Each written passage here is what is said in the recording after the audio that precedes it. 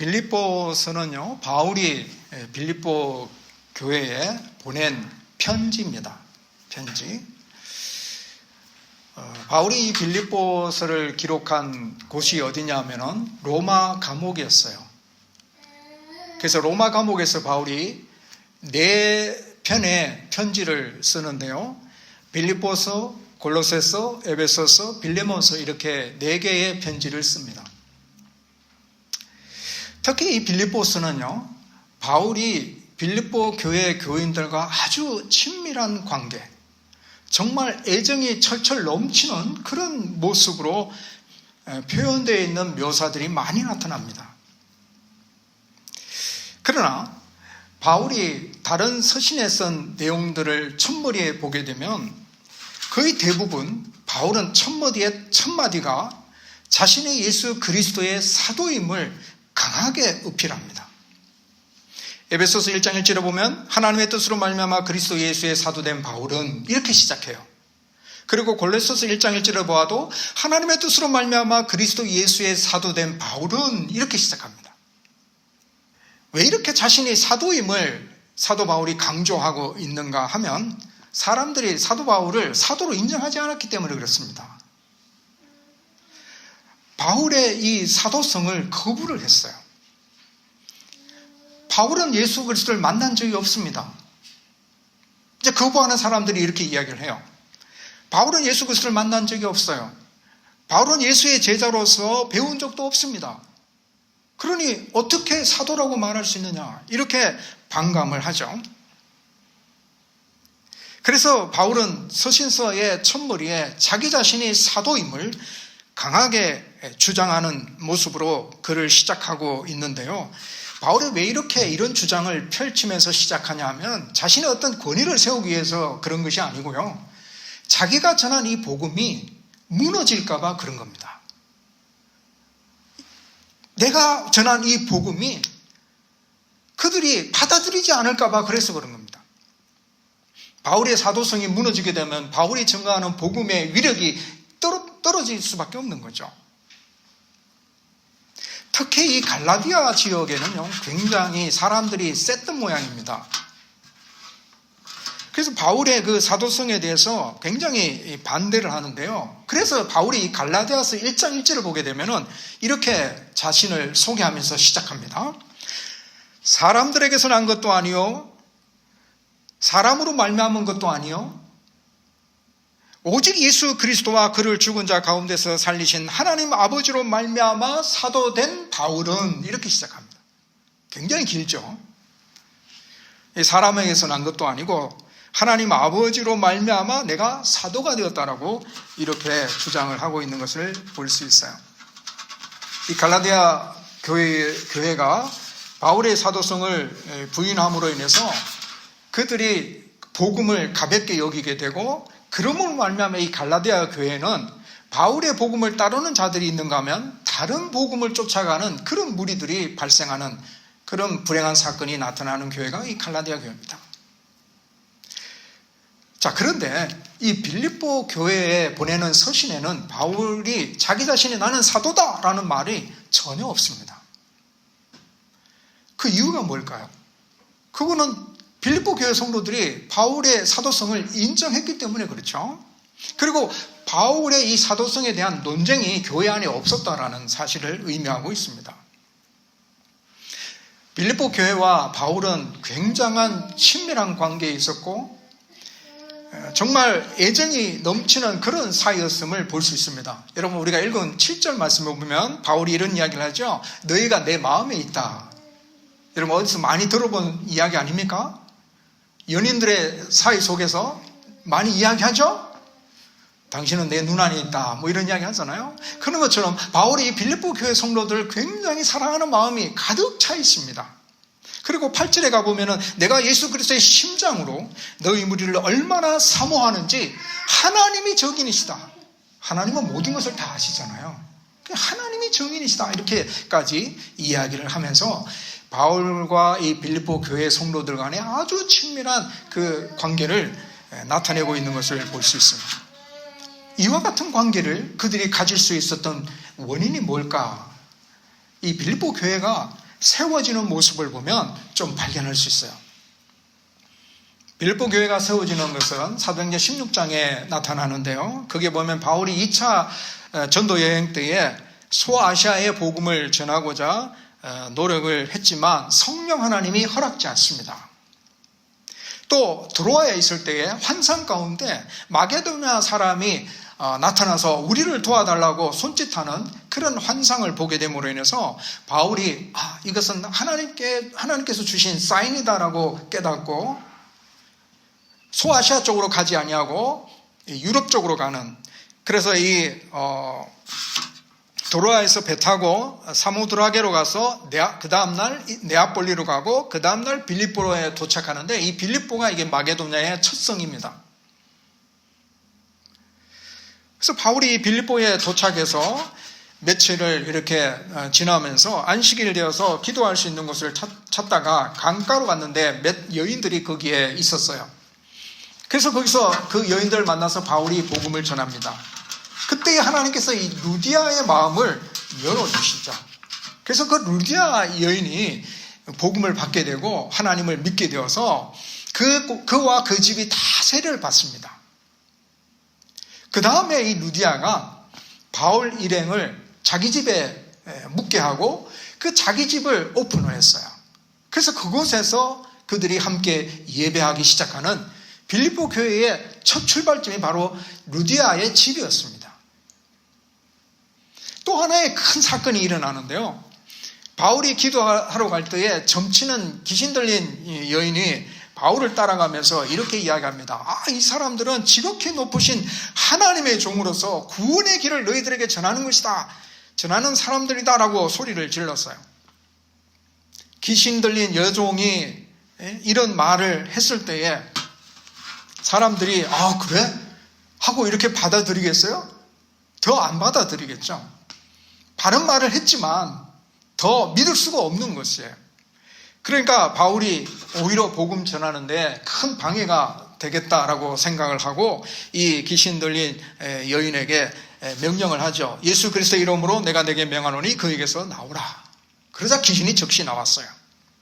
귀신 들린 여인이 멀쩡해서 이제는 더 이상 이 여인이 점을 칠 수가 없습니다. 그래서 그 귀신 들린 여인의 주인이 더 이상 점을 칠 수 없어서 수입이 없어서 이제 이 바울의 일행을 고발하게 됩니다.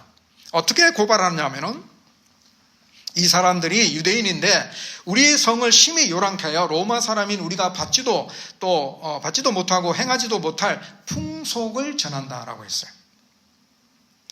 그래서 상관들이 바울 일행을 잡아서 매로 치고 옥에 가두게 됩니다. 바울이 빌립보에 오고 싶지가 않았죠. 하나님께서 환상 가운데 바울을 부르시고 그래서 이 빌립보에 와서 복음을 전했는데 감옥에 갇히게 됐어요. 그러나 바울과 실라가 이 빌립보 감옥에서 무엇을 하느냐면 기도하고 찬송합니다. 그러자 놀라운 기적이 나타났죠. 옥문이 열리고 다 착고가 묶여있던 것이 다 풀리고, 그래서 옥문이 다 열리니까 그 지키고 있던 간수가 자살하려고 했어요. 왜냐하면 죄수가 도망가게 되면 간수가 사형을 받게 되기 때문에 그래요. 어차피 죽을 인생 죽자 하고 자결을 하려고 하는데 바울이 말리죠. 우리가 도망가지 않고 여기 있다고 말립니다. 그러자 간수가 바울에게 이렇게 질문합니다. 내가 어떻게 하여야 구원을 얻으리까? 그때 바울이 대답하죠. 주 예수 그리스도를 믿더라. 그러면 너와 내 집이 구원을 받으리라. 자, 이 사건을 통해서 간수와 그의 집이 복음을 듣게 되고 그 집이 다 예수 그리스도를 믿는 믿음의 역사가 일어나게 되죠. 그래서 이 빌립보 교회의 성도가 됩니다. 그러니까 이 빌립보 교회가 출발하는 점을 보게 되면 굉장히 바울과 친밀한 관계에서 시작이 되고 자기 집을 오픈해서 자기가 다 헌신하고 또 자신의 생명을 살려준 그 은혜에 또 감사하고 이런 친밀한 관계 속에서 이 빌립보 교회가 시작되는 것을 볼 수 있어요. 바울의 이 빌립보 교회 편지를 쓸 때 너무너무 사모하는 그런 마음과 또 내용들이 많이 담겨져 나옵니다. 자, 이제 노년이 돼서 바울이 이 로마 감옥에 있으면서 빌립보 교회 성도들에게 편지를 하면서 마지막 남길 수 있는 메시지가 있다면 뭘까? 그래서 이 빌립보 이 서신을 보게 되면 바울이 이 빌립보 교회 성도들에게 마지막 남긴 메시지는 기뻐하라는 것이었어요. 한 단어입니다. 기뻐하라. 이 기뻐하라는 말이 이 빌립보서에는 16번이 나옵니다. 그 외에 또 감사, 또 만족, 이런 단어까지 합치면 한 30번 정도가 나와요. 그러니까 이 빌립보서는요, 기쁨의 서신입니다. 굉장한 기쁨의 서신이에요. 그런데 우리는 바울의 지금 형편을 보게 되면 정말 기뻐하라는 말이 나올 수 있는 말일까? 바울이 지금 겪고 있는 현실 상황을 보게 되면 바울은 그렇게 기뻐할 수 있을까? 바울은 나는 기뻐한다라고 말하고 있는데 정말 그렇게 말할 수 있을까라는 생각이 들 정도예요. 사실 이 빌립보서를 쓰고 있는 바울의 형편은 로마 감옥에 갇혀 있는 상황이죠. 자유의 몸이 아닙니다. 시위대 안에 감금되어 있어서 사람들도 쉽게 만날 수도 없어요. 사람을 만날 수 없으니 복음을 전할 수 없죠. 바울이 그렇게 복음을 전하고 싶어서 이 로마까지 왔는데 정말 어렵게 왔거든요. 정말 어렵게 왔는데 로마까지 왔는데 이제 와서 복음을 전하면 되는데 복음을 전할 수 없는 감옥에 갇혀있는 이런 답답한 상황에 놓여 있다는 사실이에요. 그런데 그가 이런 상황 속에서 이런 환경 속에서 기뻐하라. 나는 기뻐한다라고 말을 하고 있다는 것이 참 이해하기 어렵고 신기하기도 합니다. 사실 우리의 기쁨을 빼앗아가는 것이 있다면 그것은 환경이라고 생각을 합니다. 어려운 일을 만날 때, 또 힘든 상황을 처했을 때에, 또는 억울한 일을 당할 때에, 또 우리 주변을 둘러싸고 있는 이러한 어려운 환경들이 우리로 하여금 기뻐하지 못하게 만듭니다. 우리가 어려운 일을 만나면 근심합니다. 걱정합니다. 억울한 일을 당할 때는 우리가 분노하고 또 괴로워합니다. 바울이 처한 환경을 보면 바울도 기뻐할 수 없는 그런 상황인데, 감옥에 투옥된 상황인데 어떻게 기뻐할 수 있을까?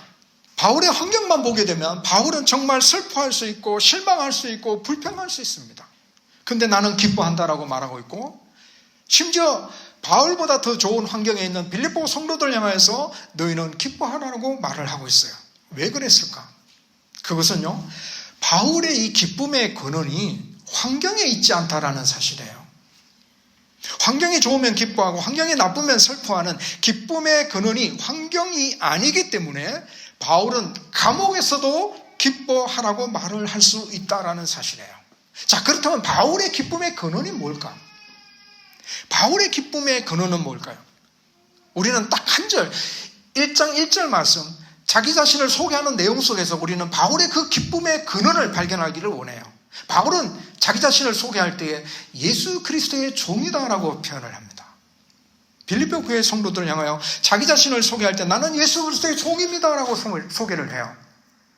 사실 바울이 빌립보 성도들한테 자기를 소개할 때 나는 이 빌립보 교회를 개척한 사람이야 라고 이렇게 소개할 수도 있잖아요. 그런데 바울은 자기 자신을 예수 그리스도의 종이라고 소개하고 있어요. 자, 여기 한 번 더 깊이 생각해 봅시다. 이 종이라는 말은 둘로스인데요, 이 둘로스는 신명기 15장 12절에서 17절 말씀에 보면은 그 둘로스의 의미를 우리가 좀 캐치해낼 수 있어요. 이 둘로스는 히브리 남자나 히브리 여자가 종이 되면은 6년 동안 종살이 합니다. 뭐 어떤 이유에 의해서, 어떤 어려움에서 종이 되면 6년 동안 종살이 하지만 제 7년째는 자유하게 됩니다. 다 풀어주게 돼요. 자유하게 되고, 또 자유할 때에 그냥 빈손으로 보내지 않고 양이나 곡식이나 또는 그 포도나 이런 것들을 후히 주어서 살 수 있도록 기반을 마련해주고 이렇게 보냅니다. 그런데 종이 주인과 6년 동안 살았잖아요. 살면서 주인으로부터 받은 사랑과 은혜 때문에 주인이 너무 좋은 거예요. 그리고 또 6년 동안 이렇게 살다 보니까 나가서 살기에도 힘들어. 그래서 결정하기를 나는 주인과 더 살고 싶다. 계속 주인과 살고 싶다. 이런 결정을 내리게 되면, 그래서 송곳으로 그의 귀를 문에 대고 구멍을 뚫어요. 귀에 구멍을 뚫어가지고 이 사람은 주인의 영원한 종이다라고 이렇게 표시를 해요. 그 종이 둘로스입니다. 이 종은 내가 주인이 너무 좋은 거예요. 주인이 나한테 너무 잘해주는 거예요. 그래서 함께 사는 게 행복하고 즐거운 거예요. 그러니까 나는 주인과 함께 계속 살기를 원해요 라고 이렇게 딱 도장을 쾅 찍어준 게 이 둘로스예요. 이 종을 의미합니다.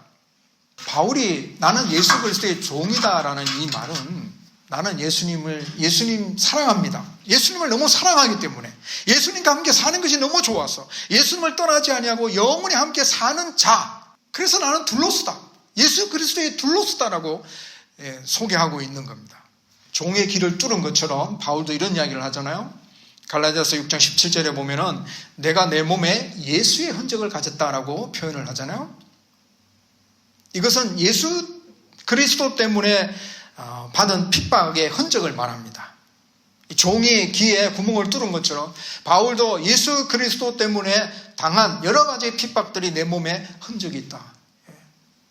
바울이 그렇게 표현을 하죠. 그래서 나는 예수 그리스도의 둘로스다라고 표현을 합니다. 종은 사실 자유도 없습니다. 또 소유도 없어요. 자기 것도. 모든 것이 다 주인의 것이죠. 그리고 주인의 명령에 절대적으로 복종해야 되는 것이 바로 종의 위치입니다. 그런데 그 주인이 어떤 분이냐에 따라서 종의 삶은 달라집니다. 주인이 야만적이면 종의 삶은 불행하죠. 그러나 주인이 카인드하면 행복하게 살 수 있죠. 바울은 왜 예수의 종이 되기를 원했느냐? 왜 예수의 종이 되기를 원했을까요? 먼저 예수님이 잘해주셨기 때문에 그렇습니다. 바울이 하나님도 모르고 예수 믿는 자들을 앞장서서 핍박을 했잖아요. 다 예수 믿는 사람들 다 옥에 가두는 일에 이 바울이 앞장서서 했어요. 그래서 예수님이 나타나셔서 너가 왜 나를 핍박하느냐 알려주시고 바울의 모든 잘못을 용서해 주셨어요. 멸망길로 가지 아니하고 생명의 길로 갈 수 있도록 바울을 인도해 주셨어요. 그래서 바울이 예수님을 만나고 난 다음에 예수님의 은혜가 너무나 크고 너무나 감사한 거죠. 예수님을 사랑하게 되었고 예수님과 함께 사는 것이 행복한 것임을 바울이 깨닫게 된 거죠. 그래서 예수 그리스도의 종이라고 표현하고 있습니다. 자, 그래서 우리가 이 초점을 맞추면 예수 그리스도의 종이라고 말하는 이 말 속에는 예수님과 함께 사는 것이 행복하고 기뻐요라는 말과 같은 것이에요. 그래서 앞에 말씀드린 것처럼 왜 둘로스가 된다고 했습니까? 주인이 너무너무 좋았어요. 주인이 잘해주니까요. 주인을 사랑하게 되고 주인과 함께 사는 것이 좋아서 영원한 종인 둘로스가 된다고 했어요. 바울도 자신을 예수 그리스도의 종이라고 소개하고 있는 것은 예수님이 너무너무 좋은 거예요. 예수님을 사랑해요. 예수님과 함께 사는 것이 너무너무 행복해요. 라는 의미가 여기에 담겨 있는 거예요. 그래서 예수님이 그와 함께 하기 때문에 바울의 기쁨의 근원은 예수 그리스도라는 것입니다. 예수님 때문에 기뻐한다는 것이죠. 기쁨의 근원을 예수님에게 두었기 때문에 현실적인 환경으로 인해서 어려움이 발생해도 기뻐할 수 있다는 것입니다. 감옥에 있어도 기뻐할 수 있다는 것입니다. 환경에 초점을 두지 아니하고 예수 그리스도에게 초점을 두고 살아가니까 낙심하지 않고 실망하지 않고 예수 그리스도의 묵상을 하게 되니까 예수 그리스도로 말미암아 받은 은혜가 있으므로 기뻐하고 감사하는 자리에 계속 머무를 수 있다는 사실이에요. 바울이 주인으로 섬기고 있던 분은 어떤 분입니까? 그 주인은 만왕의 왕이시죠. 이 우주 만물을 만드신 분이죠. 그 주인이 나에게 영원한 생명을 주셨습니다. 이와 같이 위대하신 하나님을 주인으로 섬길 수 있다는 것은 영광이죠. 또 기쁨입니다. 바울의 관점은 늘 그리스도에게 초점이 맞춰져 있어요. 자기가 겪고 있는, 자기가 힘겨운 상황, 또 환경 이런 데 그가 초점을 맞추고 있지 않고 그가 늘 그리스도에게 초점을 맞추고 있어요. 빌립보 교회 성도들이 바울이 로마 감옥에 갇혔다는 소식을 들으니까 성도들이 어떤 사람들은 순전한 마음으로 열심히 우리가 복음을 전해야지라고 하면서 열심히 전했어요. 그러나 어떤 사람은 바울을 시기해서 이제 바울이 감옥에 갇혔으니까 바울을 시기해서 우리는 불순한 동기로 막 복음을 전하자라고 했어요. 그런 현상이 빌립보 교회에 나타나니까 바울이 뭐라고 현존하세요? 그리스도가 전파되니까 나는 기뻐한다라고 했어요. 바울의 초점은 어디에 있어요? 그리스도에 있었어요. 어떤 사람은 바울을 시기해서 분쟁하는 마음으로 막 복음을 전하고 어떤 사람은 바울을 사랑해서 정말 애틋하는 마음으로 복음을 전하고 그러나 바울이 바라보는 것은 그리스도였어요. 그리스도가 전파되니까 나는 기뻐한다라고 했어요. 나를 대적해서 나를 시기해서 그렇게 어떤 일들을 한다 할지라도 그 안에 그리스도가 전파되니까 나는 기뻐하고 즐거워한다라고 했어요. 바울이 말하는 종으로서의 삶은 오늘 우리들의 모습을 비춰보게 되면 제자의 삶이죠. 또 성도의 삶이죠.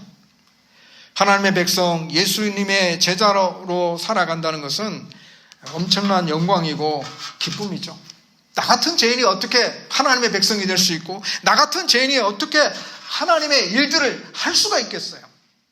진정 예수님의 제자로서의 삶을 살아간다는 것은 정말 구원의 은혜를 주신 그 하나님의 크신 사랑, 그 은혜에 우리가 늘 감사하고 기뻐할 수밖에 없다는 사실입니다.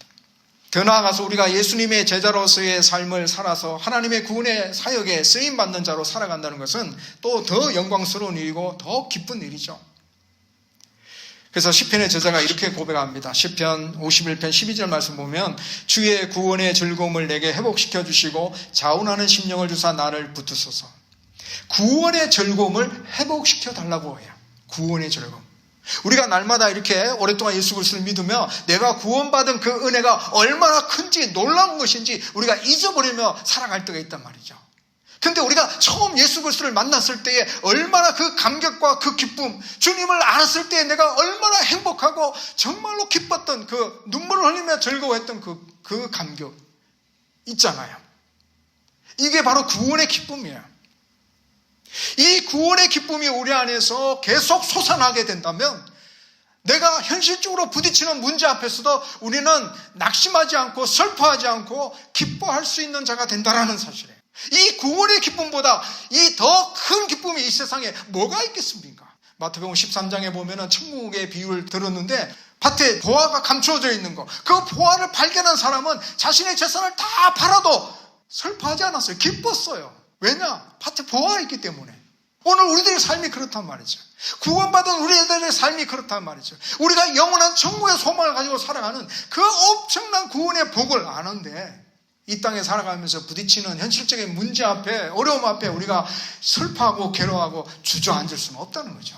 데살로니가전서 5장 16절 말씀 우리 기억하시나요? 항상 기뻐하라. 이 말씀이잖아요. 데살로니가전서 5장 16절 말씀. 항상 기뻐하라. 여러분 이 말씀을 읽으면서 좀 이해가 되셨나요? 저는 참 이해하기 어려웠거든요. 어떻게 항상 기뻐하지? 어떻게 항상 기뻐할 수 있을까? 이거는 너무나 이 고차원의 이야기인가? 이런 생각을 했어요. 근데 이 말씀을 우리가 묵상하면서 깨달았는데 이게 이거구나. 우리의 기쁨의 근원이 환경이 아니고 우리의 기쁨의 근원이 예수 그리스도이구나. 예수 그리스도 때문에 믿는 우리들은 환경을 초월하여서 항상 기뻐할 수 있구나. 우리는 예수님 때문에 죄 용서함을 받고 예수님 때문에 구원받고 예수님 때문에 하나님의 백성이 되고 예수님 때문에 하나님의 자녀가 되었어요. 그래서 우리의 기쁨의 근원이 예수님에게서 찾는다면 우리는 항상 기뻐할 수 있다는 사실이에요. 예수님은 변함없이 우리를 사랑하십니다. 구원을 주셨다가 빼앗는 법이 없습니다. 우리가 신앙생활 열심히 하면 구원받는 것 같고 신앙생활 게을리하면 구원 못 받는 것 같고 우리의 생각이죠. 그러나 주님은 우리를 향한 하나님의 사랑은 변함이 없습니다. 하나님께서 우리를 구원하시면 변함이 없어요. 예수님은 우리를 불러 그의 백성 삼으시고 우리를 사랑하시되 끝까지 사랑하십니다. 그러므로 우리는 예수 그리스도 안에서 우리가 항상 기뻐할 수 있다는 사실. 이 기쁨으로 이제는 우리가 환경을 초월하여서 항상 기뻐하는 주의 백성이 되시기를 주의 이름으로 축복합니다.